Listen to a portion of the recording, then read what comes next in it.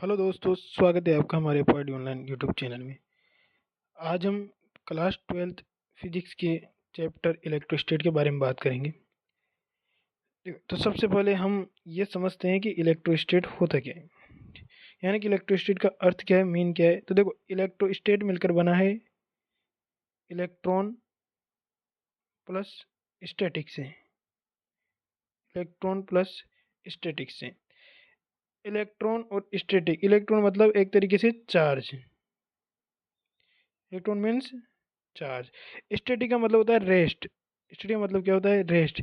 यानी कि कोई भी चार्ज अगर रेस्ट पे हो तो उस कंडीशन को क्या कहा जाता है, इलेक्ट्रोस्टैटिक कहा जाता है।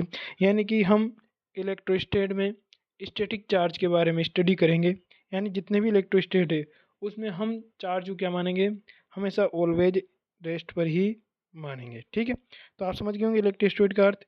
इलेक्ट्रोस्टैट में चार्ज क्या रहेगा, रेस्ट पर रहेगा हमेशा। ठीक, उसके बाद हम बात करते हैं, देखो चार्ज के बारे में कि चार्ज क्या है।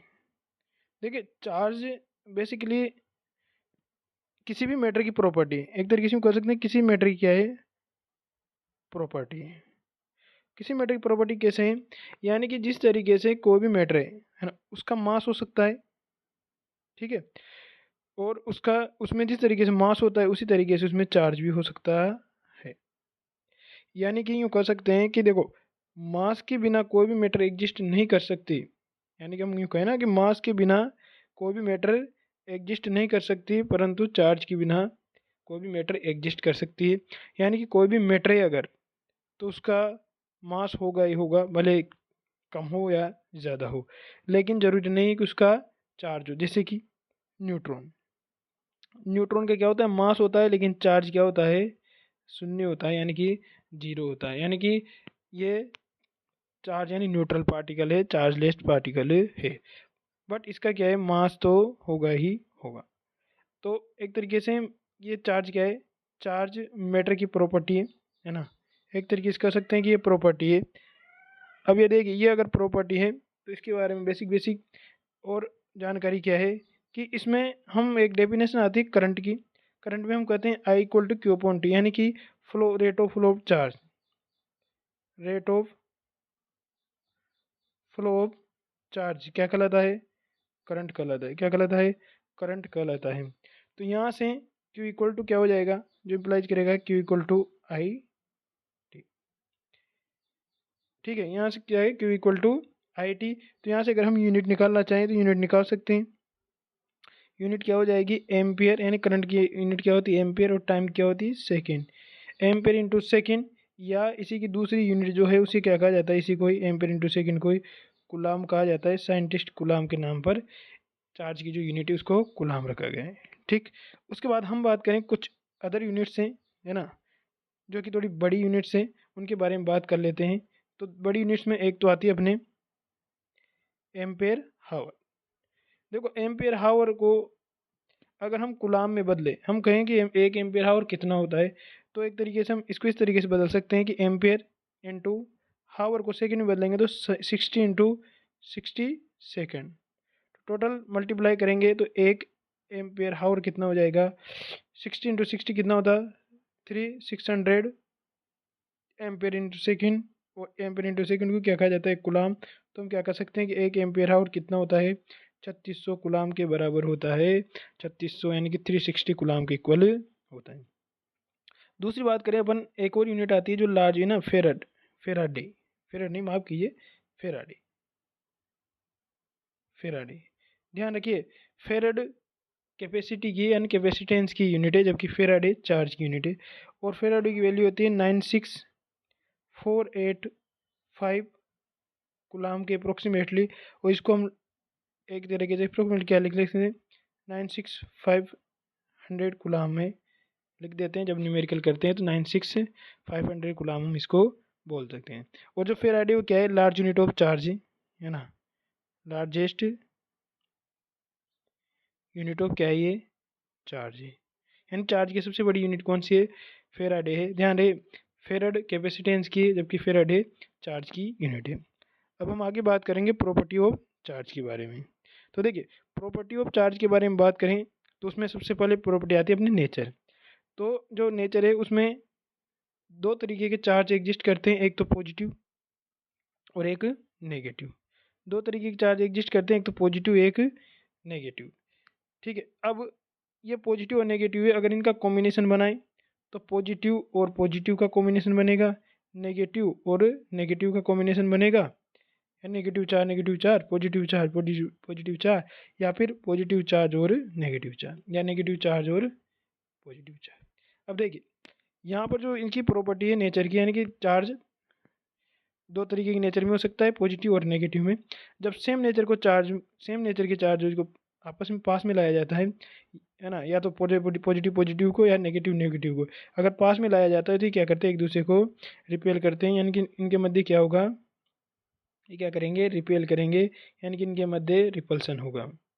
और अगर मान लीजिए ऑपोजिट नेचर के जो चार्ज है उनको पास में लाया जाता है, यानी पॉजिटिव नेगेटिव को या नेगेटिव पॉजिटिव को पास में लाया जाता है, तो एक दूसरे को क्या करेंगे, अट्रैक्ट करेंगे और इनके बीच में अट्रैक्शन फोर्स लगेगा। यानी हम यूँ कह सकते हैं कि जो सेम नेचर के चार्ज होते हैं, क्या कर सकते हैं अपन, अपन कह सकते हैं कि जो सेम नेचर के चार्ज होते हैं, क्या कर सकते हैं अपन, कि जो सेम नेचर के चार्ज होते हैं वह एक दूसरे को क्या करते हैं, सेम नेचर के चार्ज क्या करते हैं, एक दूसरे को सेम नेचर के चार्ज एक दूसरे को क्या करते हैं, रिपेल करते हैं, यानी कि इनके मध्य क्या होता है, रिपल्सन होता है। और अपोजिट नेचर के चार्ज क्या करते हैं, अपोजिट जो नेचर के चार्ज होते हैं, अपोजिट नेचर के जो चार्ज होते हैं क्या करते हैं, एक दूसरे को अट्रैक्ट करते हैं और इनके मध्य क्या होता है, अट्रैक्शन होता है। अब बात करते हैं नेक्स्ट प्रॉपर्टी की। नेक्स्ट प्रॉपर्टी है अपने एडिटिविटी। एडिटिविटी का मतलब होता है एक तरीके से सम, यानी कोई भी सिस्टम है, जैसे मान लो कोई भी सिस्टम है, इस सिस्टम के अंदर एक से अधिक यानी मोर देन वन चार्ज है, मानो Q1 है, दूसरा Q2 माइनस में है, फिर Q3 है, इस तरीके से चार्जेज है। तो फिर इस सिस्टम का पूरे का चार्ज क्या होगा, तो Q नेट की जब हम बात करेंगे, है ना, तो क्या होगा, जो जितने भी सिस्टम में चार्जेज है उन सबका क्या होगा, एड या सम होगा। तो Q1 Q2 किस में माइनस, तो माइनस Q2, Q3 किस में प्लस Q3। तो इस तरीके से जो चार्ज आएगा वो क्या कहलाएगा, सिस्टम का चार्ज कहलाएगा। और ये प्रॉपर्टी कैसी होती है, चार्ज की एडिटिव प्रॉपर्टी होती है। यानी कि एक तरीके से यूँ कह सकते हैं कि चार्ज कैन बी एडेड, यानी चार्ज क्या कर सकते हैं, चार्ज को हम चार्ज कैन बी एडेड। अब देखो हम चार्जों को जोड़ सकते हैं, यानी कोई भी सिस्टम है अगर उसके अंदर मोर देन वन चार्जेज है तो उनका जो एलजेब्रिक सम होगा, जो एलजेब्रिक सम होगा वह क्या होगा, टोटल चार्ज ऑफ सिस्टम होगा। और हम बात करें देखो चार्ज के बारे में, तो चार्ज एक तरीके से स्केलर क्वांटिटी है। तो इसको रिप्रेजेंट करने के लिए हमें केवल मैग्नीट्यूड की नीड है, हमें डायरेक्शन की नीड नहीं है। ठीक, उसके बाद हम बात करें देखो कंजर्वेटिव प्रॉपर्टी के बारे में। देखो इसकी कंजर्वेटिव प्रॉपर्टी का मीन्स ये होता है कि आप चार्ज को ना तो क्रिएट कर सकते हो ना ही डिस्ट्रॉय कर सकते हो। ना तो आप चार्ज को क्रिएट कर सकते हो और ना ही आप क्या कर सकते हो, डिस्ट्रॉय कर सकते हो। यानी ना तो हम क्रिएट कर सकते हैं और ना ही डिस्ट्रॉय कर सकते हैं। किसको, चार्ज को। हम केवल चार्ज को वन बॉडी से अनदर बॉडी में ट्रांसफ़र कर सकते हैं, यानी कि कोई एक बॉडी है ना, एक बॉडी है वन, एक बॉडी है टू, तो हम इसमें से इसमें या इसमें से इसमें चार्ज को क्या कर सकते हैं, ट्रांसफ़र कर सकते हैं, है ना। ना तो हम चार्ज को क्रिएट कर सकते हैं और ना ही चार्ज को डिस्ट्रॉय कर सकते हैं। ठीक, उसके बाद नेक्स्ट प्रॉपर्टी है अपनी कि डिपेंड्स ऑन स्पीड और नॉट। तो क्या चार्ज स्पीड पर डिपेंड करता है क्या, इस पर बात करेंगे अपन। क्या चार्ज स्पीड पर डिपेंड करता है, किस पर भाई, स्पीड पर डिपेंड करता है। देखो चार्ज स्पीड पर डिपेंड करता है या नहीं करता, इसके बारे में हम यहाँ पर एक एग्जाम्पल से समझेंगे। ठीक है, तो देखिए मान लीजिए आपके पास एक एटम है, ठीक है, इसके बीच में न्यूक्लियस है, और न्यूक्लियस हम जानते हैं कि न्यूक्लियस के जो सर्कुलर मोशन को या एलिप्टिकल मोशन को, इसमें इलेक्ट्रॉन क्या करते रहते हैं, मोशन करते रहते हैं। मान लीजिए इस तरीके से, है ना, हम बड़े साफ सुथरा बनाते हैं। मान लीजिए एक न्यूक्लियस है, मतलब एक एटम है, ऐसे न्यूक्लियस है, और इसके चारों ओर ऑर्बिट में इलेक्ट्रॉन क्या कर रहे हैं, मोशन कर रहे हैं। मान लीजिए इसमें एक इलेक्ट्रॉन मोशन कर रहा है, इधर भी एक इलेक्ट्रॉन मोशन कर रहा है, यहाँ भी एक इलेक्ट्रॉन मोशन कर रहा है। ठीक, तो हम जानते हैं कि जो इलेक्ट्रॉन है उसका चार्ज सेम रहेगा, इस ऑर्बिट का हो या इस ऑर्बिट का हो, है ना, या फिर इस ऑर्बिट का हो, सभी ऑर्बिट के इलेक्ट्रॉनों का चार्ज क्या रहेगा, सेम रहेगा। यानी इलेक्ट्रॉन का जो चार्ज है वो क्या रहेगा, चार्ज क्या रहेगा, सेम रहेगा। ठीक। अब न्यूक्लियस के जो पास वाले ऑर्बिट हैं उस पर न्यूक्लियस का अट्रैक्शन ज़्यादा रहेगा, तो जो इलेक्ट्रॉन है हो सकता है कि इसकी मान लीजिए स्पीड v1 हो, है ना, इसकी स्पीड क्या हो, मान लीजिए फर्स्ट जो ऑर्बिट है उसकी स्पीड हमने मान ली v1, सेकंड जो ऑर्बिट है उसकी स्पीड मान ली हमने v2, और थर्ड ऑर्बिट है उसकी स्पीड मान ली हमने v3। तो क्या अगर इलेक्ट्रॉन की स्पीड अलग अलग रहेगी तो क्या चार्ज अलग अलग रहेगा, नहीं, कोई भी इलेक्ट्रॉन हो उन सब का चार्ज क्या रहेगा, सेम। तो फिर हम यूँ कह सकते हैं कि जो चार्ज है वो स्पीड पर डिपेंड नहीं करता है, नॉट डिपेंड, है ना। क्या कह सकते हैं कि चार्ज स्पीड पर डिपेंड नहीं कर रहा है, या हम चार्ज की बात कर रहे हैं, स्पेसिफिक चार्ज की बात नहीं कर रहे हैं। ठीक है। उसके बाद हम अगली प्रॉपर्टी के बारे में जानते हैं, क्वांटाइजेशन ऑफ चार्ज। तो देखो क्वांटाइजेशन ऑफ चार्ज क्या होता है कि एक तरीके से इसको हम यूँ समझ सकते हैं ना, किस तरीके से समझ सकते हैं, इसको हम यूँ समझ सकते हैं कि जैसे मान लो जी कि कई सारे लोग हैं, ठीक है, कई सारे लोग खड़े हुए हैं। अगर आपसे यूँ कहा जाए कि मिनिमम पीपल्स की क्वांटिटी कितनी हो सकती है, हम कहेंगे भाई एक आदमी, क्या कर सकते हैं अपन कि एक पीपल एग्जिस्ट करेगा। उसी तरीके से जो चार्ज है ना, उसी तरीके से जो चार्ज है, ठीक है, उसी तरीके से जो चार्ज है वह भी एक मिनिमम वैल्यू पर एग्जिस्ट करेगा, जो कि फ्रीली एग्जिस्ट कर सकता है। हम गिनेंगे ना, एक एक आदमी, दो आदमी, तीन आदमी, इस तरह आधा आदमी या डेढ़ आदमी, ऐसे गिनेंगे क्या, नहीं ऐसे नहीं गिन सकते, कम से कम एक आदमी गिनेंगे। उसी तरीके से चार्ज की भी मिनिमम वैल्यू होती है ना। उस मिनिमम वैल्यू का जो वैल्यू है वो क्या है, इलेक्ट्रॉन का जो चार्ज होता है 1.6 इंटू 10⁻⁹ कूलम, ये वैल्यू है। यानी कि कोई भी चार्ज अगर ट्रांसफ़र होगा वन बॉडी से अनदर बॉडी में, तो इसी में होगा, यानी एक इलेक्ट्रॉन के रूप में, दो इलेक्ट्रॉन के रूप में, three electron, four electron, five electron, इसी कैसे तीन चार पाँच छः इलेक्ट्रॉन के रूप में क्या होगा, ये ट्रांसफ़र होगा। ऐसे नहीं होगा कि आधा इलेक्ट्रॉन हो गया, है ना, पाव इलेक्ट्रॉन हो गया, ऐसे नहीं होगा। जब भी ट्रांसफ़र होगा तब क्या होगा, तब ये एक इलेक्ट्रॉन, दो इलेक्ट्रॉन या तीन इलेक्ट्रॉन के रूप में होगा। देखिए, तो हम बात कर रहे थे क्वांटाइजेशन ऑफ चार्ज के बारे में। तो क्वांटाइजेशन ऑफ चार्ज के बारे में, यानी कि चार्ज की जो मिनिमम वैल्यू होती है, ठीक है, जो मिनिमम वैल्यू होती है चार्ज की वो कितनी होती है, यानी कि इलेक्ट्रॉन का जो चार्ज होता है उसके इक्वल 1.6 इंटू 10⁻⁹ कूलम, यानी कि इतना चार्ज तो रहेगा ही रहेगा, इससे कम नहीं हो सकता। यानी कि हम यूँ नहीं कर सकते, मान लीजिए एक बॉडी है इधर से, या मान लीजिए एक बॉडी और दो बॉडी है, अगर मान लीजिए इसमें चार्ज ट्रांसफ़र हो रहा है तो एक इलेक्ट्रॉन या फिर दो इलेक्ट्रॉन इस तरीके से ट्रांसफ़र होगा। ऐसे नहीं होगा कि जैसे तुम कहोगे एक बटे दो इलेक्ट्रॉन, तीन बटे दो इलेक्ट्रॉन, जैसे हम इस तरीके से कहें, तो ऐसे चार्ज ट्रांसफ़र नहीं होगा। चार्ज हमेशा एक इलेक्ट्रॉन व दो इलेक्ट्रॉन की फॉर्म में ही होगा। यानी कि हम ये बात करें कि चार्ज, तो चार्ज की जो मिनिमम क्वांटा है, क्वांटा का मतलब होता है पैकेट्स, जिसमें हम उसको ज़्यादा आगे तोड़ नहीं सकते, वो क्वांटा गलत है। तो चार्ज को हम इलेक्ट्रॉन की जो चार्ज है उससे आगे नहीं तोड़ सकते। यानी कि जब भी चार्ज का ट्रांसफ़र होगा एक इलेक्ट्रॉन, दो इलेक्ट्रॉन, तीन इलेक्ट्रॉन के रूप में होगा। यानी कि हम यूँ कह सकते हैं एक तरीके से मोटा मोटा, है ना, हम यूँ कह सकते हैं कि जो चार्ज होता है वो एक तरीके प्लस माइनस एनी, यानी जो प्लस माइनस है वो तो किसको रिप्रेजेंट कर रहा है, ये प्रॉपर्टी ऑफ चार्ज को कर रहा है, यानी कि नेचर ऑफ चार्ज को डिपेंड कर रहा है। तो यहाँ पर जो एन है वह एन किसके रूप में रहेगा, वह एन एक दो तीन इस तरीके से रहेगा, ना कि फ्रैक्शन के रूप में। ध्यान रहे एन फ्रैक्शन के रूप में नहीं रहेगा। वन टू थ्री एक तरीके से क्या कर सकते हैं हम, इंटीजर के रूप में या होल नंबर के रूप में ये रहेगा।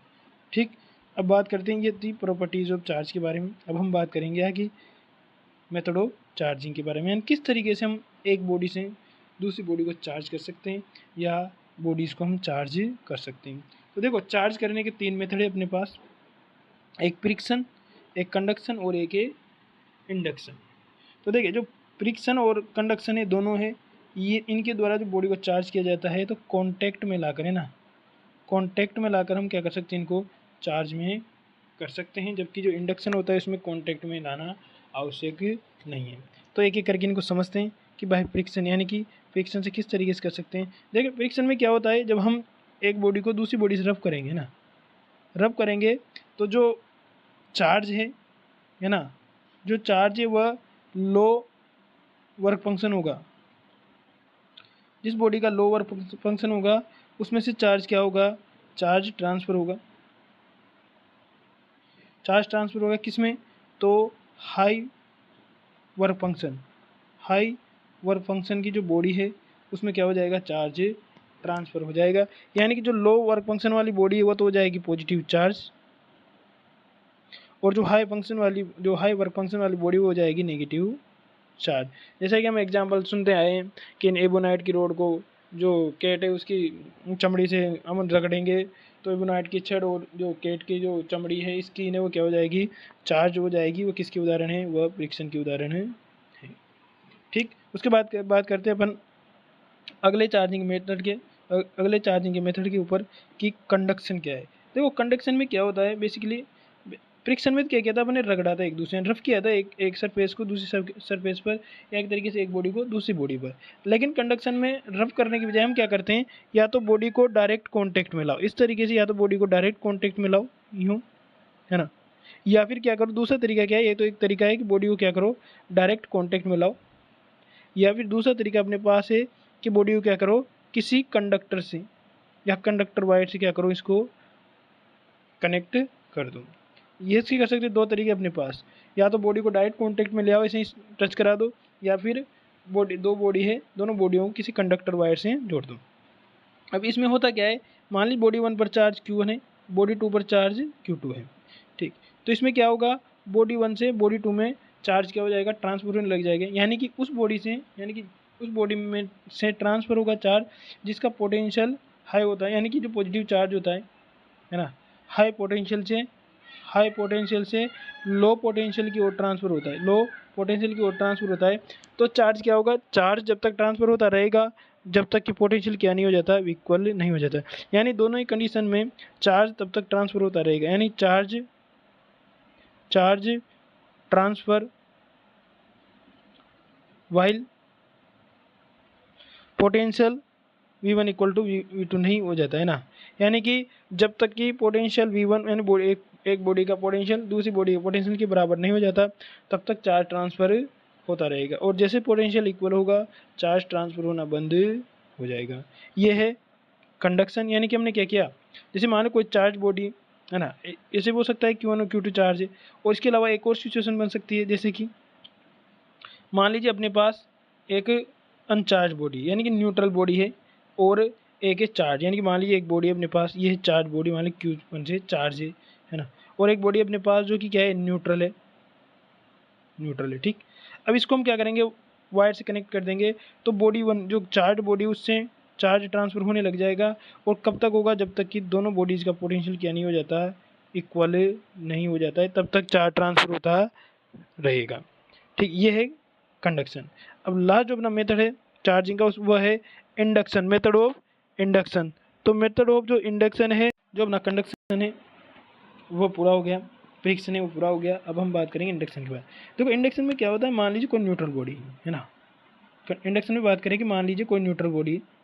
ठीक, ये कौन है, ये न्यूट्रल बॉडी।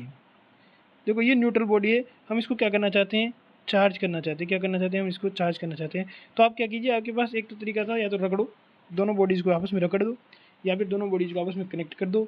लेकिन हम उन दोनों जो हमारे पास मेथड है उनसे अलग तीसरा मेथड लेके आए, या हमने डिस्कवर किया कि कोई भी चार्ज बॉडी है ना, कोई भी चार्ज बॉडी है ना, इस तरीके से बना रहे थे साहब। मान ली कोई चार्ज बॉडी है, रोड वगैरह कोई भी हो, कोई चार्ज, मान ली पॉजिटिव चार्ज बॉडी है, इस पर चार्ज क्यू है। मान लो इस चार्ज बॉडी को हम जब न्यूट्रल बॉडी के पास में लाएंगे तो इस पर चार्ज इंड्यूस्ड होगा। मान लीजिए इस पर चार्ज इंड्यूस हुआ है ना, इस पर चार्ज इंड्यूस हुआ, नेगेटिव चार्ज इधर इस साइड में नेगेटिव, क्योंकि पॉजिटिव चार्ज इस साइड में नेगेटिव चार्ज इंड्यूस्ड हुआ, और इस साइड में क्या हो गया, पॉजिटिव चार्ज इंड्यूस्ड हो गया। पॉजिटिव चार्ज क्या हो गया, इंड्यूस्ड हो गया। अब इसमें क्या होता है, हम क्या करेंगे, अब हम जो ये बॉडी है ना, इसको चार्ज करने के लिए हम इसके जो इधर पॉजिटिव इधर नेगेटिव, तो हम इसको क्या करेंगे, नेगेटिव चार्ज करने के लिए हम जो पॉजिटिव वाला हिस्सा है उसको क्या कर देंगे, अर्थ कर देंगे, इसको क्या कर देंगे, अर्थिंग कर देंगे, अर्थ से कनेक्ट कर देंगे, जिससे कि जो पॉजिटिव चार्ज है सारा का सारा अर्थ में चला जाएगा। तो फिर हमें क्या रिजल्ट मिलेगा, लास्ट में हमें रिजल्ट मिलेगा कि आप जो पॉजिटिव बॉडी पास में लाए थे न्यूट्रल बॉडी के, उस बॉडी से चार्ज इंड्यूस्ड हुआ, और हमने जो पॉजिटिव चार्ज है उसको तो क्या कर दिया, अर्थ कर दिया, जिससे क्या बना, हमें जो बॉडी मिली वो कैसी मिली, नेगेटिव चार्ज मिली, यानी कि जो न्यूट्रल बॉडी थी वो चार्ज हो गई, वो कैसी हो गई, चार्ज हो गई, और कैसी, नेगेटिव चार्ज बॉडी मिली हमें। इसको हटा लेते हैं अपन। तो जो बॉडी, जो न्यूट्रल बॉडी थी, है ना, ये कौन सी थी, ये न्यूट्रल थी। तो हम जानते हैं न्यूट्रल बॉडी में पॉजिटिव और नेगेटिव जो चार्ज होते हैं वो इक्वल होते हैं। तो पॉजिटिव चार्ज को तो हमने अर्थ करके अर्थ में भेज दिया, अर्थिंग से, जबकि जो चार्ज रिमेन्स है वो नेगेटिव चार्ज, और बॉडी कैसी होगी, नेगेटिव चार्ज होगी। तो ये 3 मेथड थे चार्जिंग के। उसके बाद में हम कुछ क्रॉस क्वेश्चन करते हैं कि हमारे पास क्वेश्चन है कि can a charge body attract a neutral body, यानी कि एक चार्ज बॉडी न्यूट्रल बॉडी को अट्रैक्ट कर सकती है। तो हमारा जवाब क्या रहेगा, यस, अट्रैक्ट कर सकती है। जैसा कि हमने पिछले अभी जो इंडक्शन इसमें देखा है कि मान लीजिए कोई चार्ज बॉडी, मान लीजिए पॉजिटिव चार्ज बॉडी है ना, हम क्या मान लेंगे, मान लीजिए ये एक पॉजिटिव चार्ज बॉडी है, और एक क्या है, एक नेगेटिव, यानी कि एक क्या है, न्यूट्रल। किसी बात कर रहे हैं, न्यूट्रल की। एक न्यूट्रल बॉडी है और एक ये चार्ज बॉडी, मान ली क्यू चार्ज बॉडी है, पॉजिटिवली क्यू चार्ज बॉडी है। अब हम बात कर रहे हैं कि क्या अट्रैक्ट करेगा, तो हमारा जवाब है हाँ। तो इसको समझते हैं। देखो, जब पॉजिटिवली चार्ज बॉडी को इस न्यूट्रल बॉडी के पास में लाएंगे तो इसके ऊपर चार्ज इंड्यूस्ड होगा, तो इस साइड में चार्ज इंड्यूस्ड होगा, नेगेटिव चार्ज, ठीक, और इसकी दूसरी तरफ चार्ज इंड्यूस्ड होगा, इसके दूसरी तरफ चार्ज इंड्यूस्ड होगा, पॉजिटिव चार्ज। कौन सा चार्ज इंड्यूस्ड होगा, पॉजिटिव चार्ज, ठीक।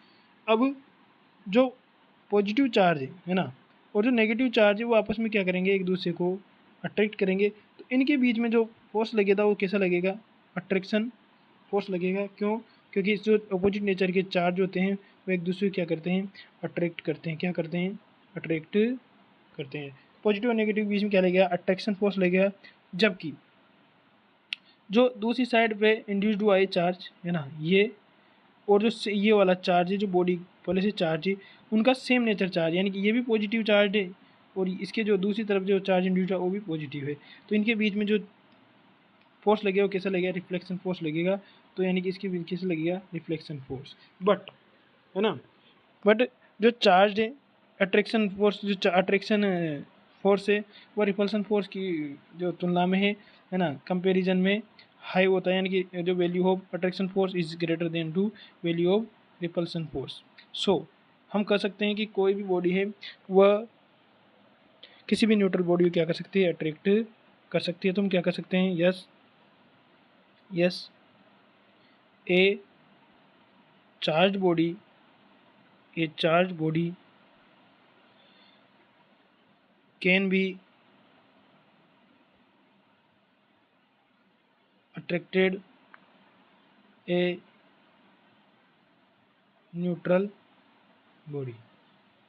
या इसको ऐसे लिख सकते हैं, थोड़ा सा ग्रामेटिकली मिस्टेक है, इसको ऐसे कर सकते हैं, यस, ये charge body can attract a neutral body, ऐसे लिख सकते हैं हम। हाँ बिल्कुल, कि जो चार्ज बॉडी है वह एक न्यूट्रल बॉडी को अट्रैक्ट कर सकती है, ठीक। हमारा जो अगला क्वेश्चन है उस पर बात करते हैं अपन। अगला क्वेश्चन दिया हुआ है कि is attraction possible between the bodies having same charge, यानी इसने यूँ कहा है कि क्या सेम चार्ज की बॉडी ना, ये attraction possible between bodies having same charge, यानी कि हम यूँ करें कि क्वेश्चन हमसे यूँ कर रहा है कि क्या कोई बॉडी मान लीजिए, और बॉडी पॉजिटिव, ये एक बॉडी है वो पॉजिटिव चार्ज है, और दूसरी बॉडी है वो भी क्या है, पॉजिटिव चार्ज है, ठीक है, दूसरी बॉडी भी क्या है, पॉजिटिव चार्ज है। तो क्या ये बॉडी आपस में एक दूसरे को अट्रैक्ट कर सकती है। तो आइए इस पर बात करते हैं। देखो है ना, देखिए मान लीजिए हम इमेजिन करें कि मान लीजिए ये जो बॉडी है इसका चार्ज कितना है, 2 कूलम यानी 2 कूलम है, और मान लीजिए जो ये दूसरी बॉडी है उसका चार्ज हमने मान लिया 2000 कूलम। तो बताइए कि 2000 कूलम की तुलना में जो 2 कूलम है वह नगण्य है या नहीं है, यानी कि नेग्लिजिबल है या नहीं है। तो फिर ये जो पॉजिटिव चार्ज बॉडी है और ये पॉजिटिव चार्ज बॉडी है, ये इसको क्या करेगी, अट्रैक्ट करेगी या नहीं करेगी। तो ये इसको क्या करेगी, अट्रैक्ट करेगी, ठीक है। क्यों, क्योंकि इधर 2 कूलम है, इधर पॉजिटिव कूलम, तो इसमें नेगेटिव भी तो रहेंगे, तो उन चार्ज को क्या करेगी, अट्रैक्ट करेगी। तो एक तरीके से यूँ कर सकते हैं कि अगर मान लीजिए 2 बॉडीज़ है उनके बीच में चार्ज का डिफरेंस है ना बहुत ज़्यादा हो, है ना, हाई हो, तो फिर एक चार्ज बॉडी दूसरी चार्ज बॉडी को अट्रैक्ट करेगी, चाहे वह सेम काइंड के चार्ज ही क्यों ना हो। सेम काइंड के चार्ज हो तब भी बॉडी क्या करेगी, अट्रैक्ट करेगी, लेकिन उनके बीच में जो चार्ज का डिफरेंस है वो हाई होना चाहिए। तो इस तरीके से आज हमने इलेक्ट्रिसिटी के बारे में जो बेसिक जानकारी थी उसको जाना है। अगर आप नए हैं तो हमारे चैनल को सब्सक्राइब अवश्य करें और इस तरीके की वीडियो देखते रहें और पढ़ते रहें। Thank you very much.